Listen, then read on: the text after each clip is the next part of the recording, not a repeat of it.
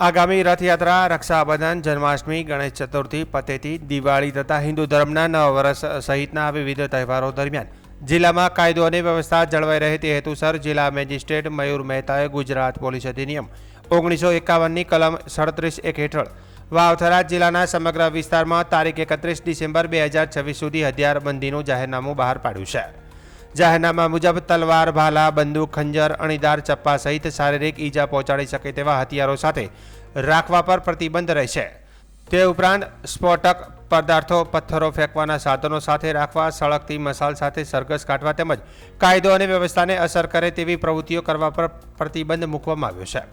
સરકારી ફરજ દરમિયાન અધિકૃત હથિયાર ધરાવતા કર્મચારીઓ તેમજ સક્ષમ અધિકારીની મંજૂરી ધરાવતા વ્યક્તિઓને આ જાહેરનામામાંથી મુક્તિ આપવામાં આવી છે।